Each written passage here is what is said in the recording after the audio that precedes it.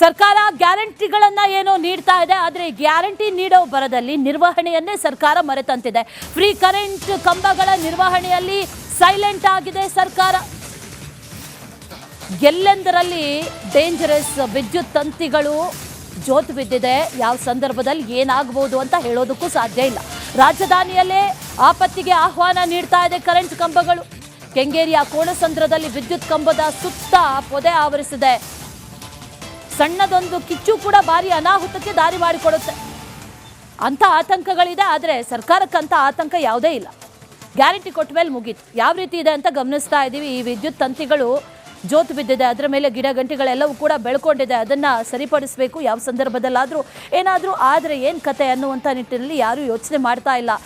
ಒಂದು ರೀತಿಯಲ್ಲಿ ಡೇಂಜರಸ್ ಆಗಿ ಕಾಣಿಸ್ತಾ ಇದೆ. ಆ ರಸ್ತೆಯಲ್ಲಿ ತೊಂದರೆ ಏನಪ್ಪ ಅಂತಂದರೆ, ಪ್ರತಿದಿನ ಮಕ್ಕಳು, ವೃದ್ಧರು, ವಯಸ್ಸಾದಂಥವರು, ಮಹಿಳೆಯರು ಎಲ್ಲರೂ ಕೂಡ ಅಲ್ಲಿ ಸಂಚಾರ ಮಾಡುವಂಥ ಮಾರ್ಗ. ಆ ಮಾರ್ಗದಲ್ಲೇ ಈ ರೀತಿಯ ಬೆಸ್ಕಾಂ ಅವಾಂತರಗಳಾಗಿದೆ. ನಿರ್ವಹಣೆ ಮಾಡ್ತಾ ಇಲ್ಲ. ನಿರ್ವಹಣೆ ಮೇಂಟೆನೆನ್ಸ್ ಝೀರೋ.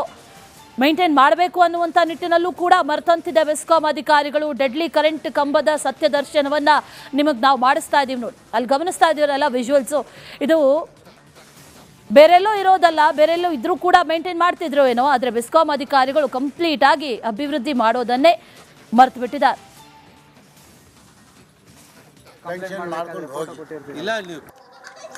ಯಾರು ಬರಲ್ಲ ಇಲ್ಲಿ. 7 ಜಾಸ್ತಿ ಬರ್ತಾರೆ ಇಲ್ಲಿ. ಯಾರಿಗೆ ಕೇಳಿದ್ರೆ ಅವ್ರಿಗೆ ಕೇಳಿ ನಮಗೆ ಬೇಡ, ನಾವು ನೋಡಲ್ಲ, ಬೇರೆ ಅವ್ರಿಗೆ ತೋರಿಸಿ ಅಂತ ಹೇಳ್ತಾರೆ. ಯಾರು ನಮ್ಮ ಸಮಸ್ಯೆ ಯಾರನ್ನು ಕೇಳಲ್ಲ. ಸ್ವಲ್ಪ ನೋಡಿ, ಸ್ವಲ್ಪ ಹೆಲ್ಪ್ ಮಾಡಿ, ಸ್ವಲ್ಪ 7 ಕಮ್ಮಿ ಮಾಡಿ ಅಂತ ಹೇಳಿ. ಪೂರ್ತಿ ಎಲ್ಲ ಈ ಥರ ಲೈಟ್ಗಳು ಇಲ್ಲಿ ಬೀಳೋದಿಲ್ಲ. 3 ದಿವಸ ಚೆಂದಾಗಿದ್ದರೆ 3 ದಿವಸ ಚೆಂದಾಗಿ. ಉಚಿತ ವಿದ್ಯುತ್ತನ್ನು ನೀಡುವಂತಹ ಸರ್ಕಾರ ತನ್ನ ಉಚಿತ ವಿದ್ಯುತ್ ಯೋಜನೆಯಲ್ಲೇ ಬ್ಯುಸಿ ಆಗ್ತಾ ಇದೆ. ಒಂದು ಕಡೆಯಲ್ಲಿ ಉಚಿತ ವಿದ್ಯುತ್ ಅನ್ನುವಂತಹ ಸರ್ಕಾರ ತನ್ನ ವಿದ್ಯುತ್ ಕಂಬಗಳನ್ನೇ ನಿರ್ವಹಣೆ ಮಾಡಲಿಕ್ಕೆ ಆಗದಂತಹ ಪರಿಸ್ಥಿತಿಗೆ ಬಂದು ತಲುಪಿರುವಂಥದ್ದು. ಸದ್ಯ ನಾನೀಗ ಕೆಂಗೇರಿಯ ಕೋಣಸಂದ್ರದಲ್ಲಿದ್ದೀನಿ. ಈ ಒಂದು ಏರಿಯಾದಲ್ಲಿ ಅನೇಕ ವರ್ಷಗಳಿಂದ ಅನೇಕ ನಿವಾಸಿಗಳು ವಾಸ ಇದ್ದಾರೆ. ಆದರೆ ಇಲ್ಲಿನ ನಿವಾಸಿಗಳಿಗೆ ಮಾತ್ರ ದಿನನಿತ್ಯ ಈ ಕಾಣ್ತಾ ಇರುವಂತಹ ಟ್ರಾನ್ಸ್ಫಾರ್ಮರ್ ಎಲ್ಲಿದೆ, ಅದು ತನ್ನ ಜೀವವನ್ನು ತೆಗೆಯುತ್ತೆ ಅನ್ನುವಂತಹ ಭಯ ಕಾಡ್ತಾ ಇರುವಂಥದ್ದು. ಕಾರಣ ಈ ಒಂದು ಟ್ರಾನ್ಸ್ಫಾರ್ಮರ್ನ ನಿರ್ವಹಣೆ ಏನಿದೆ, ಈ ಒಂದು ನಿರ್ವಹಣೆಯಲ್ಲಿ ಬೆಸ್ಕಾಂ ನಿರ್ಲಕ್ಷ್ಯತನವನ್ನು ಮಾಡ್ತಾ ಇರುವಂಥದ್ದು. ಅದರ ಜೊತೆಗೆ ಈ ಒಂದು ಟ್ರಾನ್ಸ್ಫಾರ್ಮರ್ನ ಮೇಲ್ಭಾಗದಲ್ಲಿ ಸಂಪೂರ್ಣವಾಗಿ ಮರದ ಬಳ್ಳಿಗಳು ಚಿತ್ತಾರವನ್ನು ಬಿಡಿಸ್ತಾ ಇದೆ. ಮರದ ಬಳ್ಳಿಗಳು ಬೆಳೆದುಕೊಂಡಿದೆ. ಒಂದು ಕಡೆಯಲ್ಲಿ ಟ್ರಾನ್ಸ್ಫಾರ್ಮರನ್ನು ಕ್ಲಿಯರ್ ಮಾಡಿ ಕೊಡಿ ಅಂತ ಹೇಳಿ ಕೇಳಿದರೆ ಇಲ್ಲಿನ ಅಧಿಕಾರಿಗಳು ಸುಮ್ಮನಾಗ್ತಾ ಇದ್ದಾರೆ. ಹೀಗಾಗಿ ಇಲ್ಲಿನ ಸ್ಥಳೀಯ ನಿವಾಸಿಗಳೇ ಈ ಒಂದು ಟ್ರಾನ್ಸ್ಫಾರ್ಮರನ್ನು ಕ್ಲಿಯರ್ ಮಾಡುವಂತಹ ಕೆಲಸವನ್ನು ಮಾಡುವಂತಹ ಪರಿಸ್ಥಿತಿ ನಿರ್ಮಾಣ ಆಗಿದೆ. ಇದರಿಂದಾಗಿ ಪ್ರಮುಖವಾಗಿ ಒಂದು ಜೋರಾದ ಶಬ್ದ ಬರ್ತಾ ಇದೆ. ಅದರ ಜೊತೆಗೆ ಆಗಾಗ ಅಗ್ನಿಗಳು ಕೂಡ ಕಾಣಿಸಿಕೊಳ್ಳುವಂತಹ ಪರಿಸ್ಥಿತಿ ನಿರ್ಮಾಣ ಆಗಿರುವಂಥದ್ದು. ಅದರ ಜೊತೆಗೆ ವಿದ್ಯುತ್ ಕಂಬಗಳೇನಿದೆ, ವಿದ್ಯುತ್ನ ಕೇಬಲ್ಗಳೇನಿದೆ, ಅವುಗಳ ನಿರ್ವಹಣೆಯಲ್ಲಿ ಕೂಡ ಬೆಸ್ಕಾಂ ವೈಫಲ್ಯವನ್ನು ತೋರ್ತಾ ಇರುವಂಥದ್ದು ನನ್ನ ಮೇಲ್ಭಾಗದಲ್ಲಿ ಕಾಣಿಸ್ತಾ ಇರ್ಬೋದು. ಕೈಗೆ ಎಟಕುವಷ್ಟು ಎತ್ತರಕ್ಕೆ ಈ ಒಂದು ವಿದ್ಯುತ್ ಲೈನ್ ಹೋಗ್ತಾ ಇದೆ. ಮಕ್ಕಳು ಮರಿಗಳು ಓಡಾಡ್ತಾ ಇರ್ತಾರೆ. ಅಂತಹ ಸಂದರ್ಭದಲ್ಲಿ ಈ ಒಂದು ವಿದ್ಯುತ್ ವೈರ್ಗಳನ್ನು ಗಮನಿಸ್ತಾ ಇರ್ಬೋದು, ಕೈಗೆ ಎಟಕ್ತಾ ಇದೆ. ಅಂಥ ಒಂದು ಪರಿಸ್ಥಿತಿ. ಮತ್ತೊಂದು ಕಡೆಯಲ್ಲಿ ವಿದ್ಯುತ್ ವೈರ್ಗಳಲ್ಲಿ ಸಂಪೂರ್ಣವಾಗಿ ಒಣಗಿದ ಮರದ ಬಳ್ಳಿಗಳು ಈ ಒಂದು ವಿದ್ಯುತ್ ವೈರನ್ನು ಆಕ್ರಮಣ ಮಾಡಿಕೊಂಡಿರುವಂಥದ್ದು. ಪ್ರಮುಖವಾಗಿ ಅನೇಕ ಬಾರಿ ಬೆಸ್ಕಾಂಗೆ ಈ ಒಂದು ಅಧಿಕಾರಿಗಳಿಗೆ ದೂರನ್ನು ನೀಡುವಂತಹ ಕೆಲಸವನ್ನು ಮಾಡಲಾಗಿತ್ತು. ಆದರೆ ಯಾವುದೇ ಕಾರಣಕ್ಕೂ ಕೂಡ ಈ ಒಂದು ವಿದ್ಯುತ್ ವೈರ್ಗಳನ್ನು ಕ್ಲಿಯರ್ ಮಾಡುವಂತಹ ಕೆಲಸಕ್ಕೆ ಅಧಿಕಾರಿಗಳು ಮುಂದಾಗಿಲ್ಲ. ಹೀಗಾಗಿ ಇಲ್ಲಿನ ಸ್ಥಳೀಯ ನಿವಾಸಿಗಳೇ ಈ ಒಂದು ಕೆಲಸವನ್ನು ಮಾಡುವಂತಹ ಕೆಲಸವನ್ನು ಮಾಡಿದ್ಲು. ಮತ್ತೊಂದು ಕಡೆಯಲ್ಲಿ ವಿದ್ಯುತ್ ಕಂಬಗಳು ಯಾವ ರೀತಿ ಹಾಳಾಗಿದೆ ಅನ್ನೋದನ್ನು ತೋರಿಸ್ತಾ ಹೋಗ್ತೀವಿ. ಪ್ರಮುಖವಾಗಿ ಒಂದು ಕಡೆಯಲ್ಲಿ ಟ್ರಾನ್ಸ್ಫಾರ್ಮರ್ಗಳು ಸಂಪೂರ್ಣವಾಗಿ ಬಳ್ಳಿಗಳಿಂದ ತುಂಬಿಕೊಂಡಿದ್ರೆ, ಮತ್ತೊಂದು ಕಡೆಯಲ್ಲಿ ವಿದ್ಯುತ್ ಕಂಬಗಳು ಕೂಡ ಕುಸಿದು ಬೀಳುವಂತಹ ಪರಿಸ್ಥಿತಿ ಇದೆ. ಒಂದು ವೇಳೆ ವಿದ್ಯುತ್ ಕಂಬಗಳೇನಾದರೂ ಕೆಳಗೆ ಬಿದ್ದರೆ ನಿವಾಸಿಗಳಿಗೆ ಮತ್ತೆ ಮನೆಗಳಿಗೆ ಡ್ಯಾಮೇಜ್ ಆಗುವಂತಹ ಸಾಧ್ಯತೆಗಳು ಕೂಡ ಇದೆ. ವಿದ್ಯುತ್ ಕಂಬವನ್ನು ತೋರಿಸ್ತಾ ಹೋಗ್ತೀವಿ. ಆ ಒಂದು ಕಂಬದ ಪರಿಸ್ಥಿತಿ ಯಾವ ರೀತಿಯಾಗಿದೆ ಅಂತ ಹೇಳಿ. ಮಧ್ಯಭಾಗದಲ್ಲೇ ಈ ಒಂದು ವಿದ್ಯುತ್ ಕಂಬ ಸಂಪೂರ್ಣವಾಗಿ ತುಂಡಾಗಿರುವಂಥದ್ದು. ಅಂತ ಹೇಳಿದ್ರೆ ಅನೇಕ ವೈರ್ನ ಒಂದು ಜಂಕ್ಷನ್ ಅಂತ ಏನು ಕರಿತೀವಿ, ಬೇರೆ ಬೇರೆ ಮನೆಗಳಿಂದ ಬಂದಿರುವಂತಹ ವಿದ್ಯುತ್ ಸಂಪರ್ಕ ಏನಿದೆ, ಆ ಒಂದು ಸಂಪರ್ಕ ಈ ಒಂದು ಕಂಬಕ್ಕೆ ಬಂದಿದೆ. ಆ ಒಂದು ಕಂಬ ಸರಿಯಾಗಿ ಆ ಒಂದು ತೂಕವನ್ನು ತಡೀಲಿಕ್ಕೆ ಆಗದೆ ಇನ್ನು ಅನೇಕ ವರ್ಷ ಆಗಿರೋದ್ರಿಂದಾಗಿ ಸಂಪೂರ್ಣವಾಗಿ ಬಿರುಕು ಬಿಟ್ಟಿರುವಂಥದ್ದು. ಅದರ ಜೊತೆಗೆ ಕುಸಿಯುವ ಹಂತಕ್ಕೆ ಕೂಡ ಒಂದು ಕಡೆಗೆ ಬಾಗಿಕೊಂಡಿರುವಂಥದ್ದು. ಇನ್ನು ಒಂದು ಕಂಬದ ಪರಿಸ್ಥಿತಿ ಮಾತ್ರ ಈ ರೀತಿ ಆಗಿಲ್ಲ, ಇನ್ನು ಅನೇಕ ಕಂಬಗಳು ಕೂಡ ಇದೇ ರೀತಿಯಾಗಿ ಎಫೆಕ್ಟನ್ನು ಪಡ್ಕೊಂಡಿರುವಂಥದ್ದು. ಪ್ರಮುಖವಾಗಿ ಒಂದೊಂದು ಕಂಬಗಳು ಕೂಡ ಒಂದೊಂದು ಕಥೆಯನ್ನು ಹೇಳ್ತಾ ಇದೆ. ಇದು ಕ್ಯಾಮರಾ ಪರ್ಸನ್ ಧನುಷ್ ಜೊತೆಗೆ ಚರಣ್, ರಿಪಬ್ಲಿಕ್ ಕನ್ನಡ, ಬೆಂಗಳೂರು. ಸರ್ಕಾರ ಗ್ಯಾರಂಟಿಗಳನ್ನ ಏನೋ ನೀಡ್ತಾ ಇದೆ, ಆದರೆ ಗ್ಯಾರಂಟಿ ನೀಡೋ ಬರದಲ್ಲಿ ನಿರ್ವಹಣೆಯನ್ನೇ ಸರ್ಕಾರ ಮರೆತಂತಿದೆ. ಫ್ರೀ ಕರೆಂಟ್ ಕಂಬಗಳ ನಿರ್ವಹಣೆಯಲ್ಲಿ ಸೈಲೆಂಟ್ ಆಗಿದೆ ಸರ್ಕಾರ.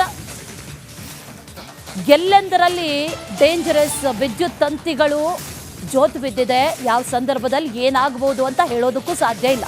ರಾಜಧಾನಿಯಲ್ಲೇ ಆಪತ್ತಿಗೆ ಆಹ್ವಾನ ನೀಡ್ತಾ ಇದೆ ಕರೆಂಟ್ ಕಂಬಗಳು. ಕೆಂಗೇರಿಯ ಕೋಣಸಂದ್ರದಲ್ಲಿ ವಿದ್ಯುತ್ ಕಂಬದ ಸುತ್ತ ಪೊದೆ ಆವರಿಸಿದೆ. ಸಣ್ಣದೊಂದು ಕಿಚ್ಚು ಕೂಡ ಭಾರಿ ಅನಾಹುತಕ್ಕೆ ದಾರಿ ಮಾಡಿಕೊಡುತ್ತೆ. ಅಂಥ ಆತಂಕಗಳಿದೆ, ಆದರೆ ಸರ್ಕಾರಕ್ಕಂಥ ಆತಂಕ ಯಾವುದೇ ಇಲ್ಲ. ಗ್ಯಾರಂಟಿ ಕೊಟ್ಟ ಮೇಲೆ ಮುಗೀತು. ಯಾವ ರೀತಿ ಇದೆ ಅಂತ ಗಮನಿಸ್ತಾ ಇದ್ದೀವಿ. ಈ ವಿದ್ಯುತ್ ತಂತಿಗಳು ಜೋತು ಬಿದ್ದಿದೆ, ಅದರ ಮೇಲೆ ಗಿಡ ಗಂಟೆಗಳೆಲ್ಲವೂ ಕೂಡ ಬೆಳ್ಕೊಂಡಿದೆ. ಅದನ್ನು ಸರಿಪಡಿಸಬೇಕು. ಯಾವ ಸಂದರ್ಭದಲ್ಲಾದರೂ ಏನಾದರೂ ಆದರೆ ಏನು ಕತೆ ಅನ್ನುವಂಥ ನಿಟ್ಟಿನಲ್ಲಿ ಯಾರೂ ಯೋಚನೆ ಮಾಡ್ತಾ ಇಲ್ಲ. ಒಂದು ರೀತಿಯಲ್ಲಿ ಡೇಂಜರಸ್ ಆಗಿ ಕಾಣಿಸ್ತಾ ಇದೆ. ಆ ರಸ್ತೆಯಲ್ಲಿ ತೊಂದರೆ ಏನಪ್ಪ ಅಂತಂದರೆ, ಪ್ರತಿದಿನ ಮಕ್ಕಳು, ವೃದ್ಧರು, ವಯಸ್ಸಾದಂಥವರು, ಮಹಿಳೆಯರು ಎಲ್ಲರೂ ಕೂಡ ಅಲ್ಲಿ ಸಂಚಾರ ಮಾಡುವಂಥ ಮಾರ್ಗ. ಆ ಮಾರ್ಗದಲ್ಲೇ ಈ ರೀತಿಯ ಬೆಸ್ಕಾಂ ಅವಾಂತರಗಳಾಗಿದೆ. ನಿರ್ವಹಣೆ ಮಾಡ್ತಾ ಇಲ್ಲ. ನಿರ್ವಹಣೆ ಮೇಂಟೆನೆನ್ಸ್ ಝೀರೋ. ಮೇಂಟೈನ್ ಮಾಡಬೇಕು ಅನ್ನುವಂಥ ನಿಟ್ಟಿನಲ್ಲೂ ಕೂಡ ಮರೆತಂತಿದೆ ಬೆಸ್ಕಾಂ ಅಧಿಕಾರಿಗಳು. ಡೆಡ್ಲಿ ಕರೆಂಟ್ ಕಂಬದ ಸತ್ಯ ದರ್ಶನವನ್ನು ನಿಮಗೆ ನಾವು ಮಾಡಿಸ್ತಾ ಇದ್ದೀವಿ ನೋಡಿ. ಅಲ್ಲಿ ಗಮನಿಸ್ತಾ ಇದ್ದೀವಲ್ಲ ವಿಜುವಲ್ಸು, ಇದು ಬೇರೆಲ್ಲೋ ಇರೋದಲ್ಲ. ಬೇರೆಲ್ಲೋ ಇದ್ರೂ ಕೂಡ ಮೇಂಟೈನ್ ಮಾಡ್ತಿದ್ರು ಏನೋ, ಆದರೆ ಬೆಸ್ಕಾಂ ಅಧಿಕಾರಿಗಳು ಕಂಪ್ಲೀಟ್ ಆಗಿ ಅಭಿವೃದ್ಧಿ ಮಾಡೋದನ್ನೇ ಮರೆತು ಬಿಟ್ಟಿದ್ದಾರೆ.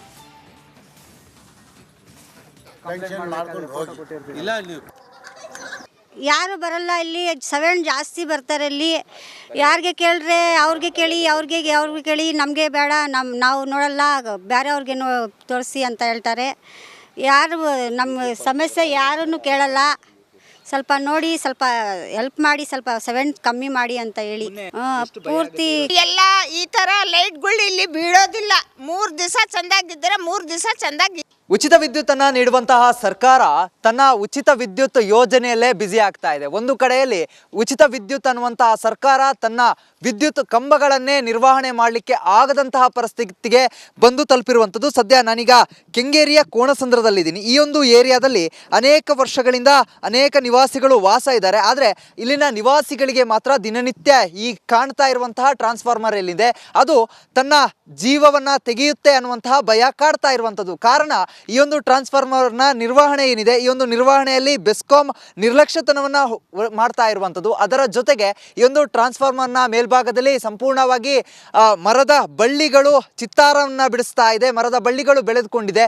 ಒಂದು ಕಡೆಯಲ್ಲಿ ಟ್ರಾನ್ಸ್ಫಾರ್ಮರನ್ನು ಕ್ಲಿಯರ್ ಮಾಡಿ ಕೊಡಿ ಅಂತ ಹೇಳಿ ಕೇಳಿದರೆ ಇಲ್ಲಿನ ಅಧಿಕಾರಿಗಳು ಸುಮ್ಮನಾಗ್ತಾ ಇದ್ದಾರೆ. ಹೀಗಾಗಿ ಇಲ್ಲಿನ ಸ್ಥಳೀಯ ನಿವಾಸಿಗಳೇ ಈ ಒಂದು ಟ್ರಾನ್ಸ್ಫಾರ್ಮರನ್ನು ಕ್ಲಿಯರ್ ಮಾಡುವಂತಹ ಕೆಲಸವನ್ನು ಮಾಡುವಂತಹ ಪರಿಸ್ಥಿತಿ ನಿರ್ಮಾಣ ಆಗಿದೆ. ಇದರಿಂದಾಗಿ ಪ್ರಮುಖವಾಗಿ ಒಂದು ಜೋರಾದ ಶಬ್ದ ಬರ್ತಾ ಇದೆ. ಅದರ ಜೊತೆಗೆ ಆಗಾಗ ಅಗ್ನಿಗಳು ಕೂಡ ಕಾಣಿಸಿಕೊಳ್ಳುವಂತಹ ಪರಿಸ್ಥಿತಿ ನಿರ್ಮಾಣ ಆಗಿರುವಂಥದ್ದು. ಅದರ ಜೊತೆಗೆ ವಿದ್ಯುತ್ ಕಂಬಗಳೇನಿದೆ, ವಿದ್ಯುತ್ನ ಕೇಬಲ್ಗಳೇನಿದೆ, ಅವುಗಳ ನಿರ್ವಹಣೆಯಲ್ಲಿ ಕೂಡ ಬೆಸ್ಕಾಂ ವೈಫಲ್ಯವನ್ನು ತೋರ್ತಾ ಇರುವಂಥದ್ದು ನನ್ನ ಮೇಲ್ಭಾಗದಲ್ಲಿ ಕಾಣಿಸ್ತಾ ಇರ್ಬೋದು. ಕೈಗೆ ಎಟಕುವಷ್ಟು ಎತ್ತರಕ್ಕೆ ಈ ಒಂದು ವಿದ್ಯುತ್ ಲೈನ್ ಹೋಗ್ತಾ ಇದೆ. ಮಕ್ಕಳು ಮರಿಗಳು ಓಡಾಡ್ತಾ ಇರ್ತಾರೆ. ಅಂತಹ ಸಂದರ್ಭದಲ್ಲಿ ಈ ಒಂದು ವಿದ್ಯುತ್ ವೈರ್ಗಳನ್ನು ಗಮನಿಸ್ತಾ ಇರ್ಬೋದು, ಕೈಗೆ ಎಟಕ್ತಾ ಇದೆ. ಅಂಥ ಒಂದು ಪರಿಸ್ಥಿತಿ. ಮತ್ತೊಂದು ಕಡೆಯಲ್ಲಿ ವಿದ್ಯುತ್ ವೈರ್ಗಳಲ್ಲಿ ಸಂಪೂರ್ಣವಾಗಿ ಒಣಗಿದ ಮರದ ಬಳ್ಳಿಗಳು ಈ ಒಂದು ವಿದ್ಯುತ್ ವೈರನ್ನು ಆಕ್ರಮಣ ಮಾಡಿಕೊಂಡಿರುವಂಥದ್ದು. ಪ್ರಮುಖವಾಗಿ ಅನೇಕ ಬಾರಿ ಬೆಸ್ಕಾಂಗೆ ಈ ಒಂದು ಅಧಿಕಾರಿಗಳಿಗೆ ದೂರನ್ನು ನೀಡುವಂತಹ ಕೆಲಸವನ್ನು ಮಾಡಲಾಗಿತ್ತು. ಆದರೆ ಯಾವುದೇ ಕಾರಣಕ್ಕೂ ಕೂಡ ಈ ಒಂದು ವಿದ್ಯುತ್ ವೈರ್ಗಳನ್ನು ಕ್ಲಿಯರ್ ಮಾಡುವಂತಹ ಕೆಲಸಕ್ಕೆ ಅಧಿಕಾರಿಗಳು ಮುಂದಾಗಿಲ್ಲ. ಹೀಗಾಗಿ ಇಲ್ಲಿನ ಸ್ಥಳೀಯ ನಿವಾಸಿಗಳೇ ಈ ಒಂದು ಕೆಲಸವನ್ನು ಮಾಡುವಂತಹ ಕೆಲಸವನ್ನು ಮಾಡಿದ್ಲು. ಮತ್ತೊಂದು ಕಡೆಯಲ್ಲಿ ವಿದ್ಯುತ್ ಕಂಬಗಳು ಯಾವ ರೀತಿ ಹಾಳಾಗಿದೆ ಅನ್ನೋದನ್ನು ತೋರಿಸ್ತಾ ಹೋಗ್ತೀವಿ. ಪ್ರಮುಖವಾಗಿ ಒಂದು ಕಡೆಯಲ್ಲಿ ಟ್ರಾನ್ಸ್ಫಾರ್ಮರ್ಗಳು ಸಂಪೂರ್ಣವಾಗಿ ಬಳ್ಳಿಗಳಿಂದ ತುಂಬಿಕೊಂಡಿದ್ರೆ, ಮತ್ತೊಂದು ಕಡೆಯಲ್ಲಿ ವಿದ್ಯುತ್ ಕಂಬಗಳು ಕೂಡ ಕುಸಿದು ಬೀಳುವಂತಹ ಪರಿಸ್ಥಿತಿ ಇದೆ. ಒಂದು ವೇಳೆ ವಿದ್ಯುತ್ ಕಂಬಗಳೇನಾದರೂ ಕೆಳಗೆ ಬಿದ್ದರೆ ನಿವಾಸಿಗಳಿಗೆ ಮತ್ತೆ ಮನೆಗಳಿಗೆ ಡ್ಯಾಮೇಜ್ ಆಗುವಂತಹ ಸಾಧ್ಯತೆಗಳು ಕೂಡ ಇದೆ. ವಿದ್ಯುತ್ ಕಂಬವನ್ನು ತೋರಿಸ್ತಾ ಹೋಗ್ತೀವಿ. ಆ ಒಂದು ಕಂಬದ ಪರಿಸ್ಥಿತಿ ಯಾವ ರೀತಿಯಾಗಿದೆ ಅಂತ ಹೇಳಿ, ಮಧ್ಯಭಾಗದಲ್ಲೇ ಈ ಒಂದು ವಿದ್ಯುತ್ ಕಂಬ ಸಂಪೂರ್ಣವಾಗಿ ತುಂಡಾಗಿರುವಂಥದ್ದು. ಅಂತ ಹೇಳಿದ್ರೆ ಅನೇಕ ವೈರ್ನ ಒಂದು ಜಂಕ್ಷನ್ ಅಂತ ಏನು ಕರಿತೀವಿ, ಬೇರೆ ಬೇರೆ ಮನೆಗಳಿಂದ ಬಂದಿರುವಂತಹ ವಿದ್ಯುತ್ ಸಂಪರ್ಕ ಏನಿದೆ, ಆ ಒಂದು ಸಂಪರ್ಕ ಈ ಒಂದು ಕಂಬಕ್ಕೆ ಬಂದಿದೆ. ಆ ಒಂದು ಕಂಬ ಸರಿಯಾಗಿ ಆ ಒಂದು ತೂಕವನ್ನು ತಡೀಲಿಕ್ಕೆ ಆಗದೆ ಇನ್ನು ಅನೇಕ ವರ್ಷ ಆಗಿರೋದ್ರಿಂದಾಗಿ ಸಂಪೂರ್ಣವಾಗಿ ಬಿರುಕು ಬಿಟ್ಟಿರುವಂಥದ್ದು. ಅದರ ಜೊತೆಗೆ ಕುಸಿಯುವ ಹಂತಕ್ಕೆ ಕೂಡ ಒಂದು ಕಡೆಗೆ ಬಾಗಿಕೊಂಡಿರುವಂಥದ್ದು. ಇನ್ನು ಒಂದು ಕಂಬದ ಪರಿಸ್ಥಿತಿ ಮಾತ್ರ ಈ ರೀತಿ ಆಗಿಲ್ಲ, ಇನ್ನು ಅನೇಕ ಕಂಬಗಳು ಕೂಡ ಇದೇ ರೀತಿಯಾಗಿ ಎಫೆಕ್ಟನ್ನು ಪಡ್ಕೊಂಡಿರುವಂಥದ್ದು. ಪ್ರಮುಖವಾಗಿ ಒಂದೊಂದು ಕಂಬಗಳು ಕೂಡ ಒಂದೊಂದು ಕಥೆಯನ್ನು ಹೇಳ್ತಾ ಇದೆ. ಇದು ಕ್ಯಾಮರಾ ಪರ್ಸನ್ ಧನುಷ್ ಜೊತೆಗೆ ಚರಣ್, ರಿಪಬ್ಲಿಕ್ ಕನ್ನಡ, ಬೆಂಗಳೂರು.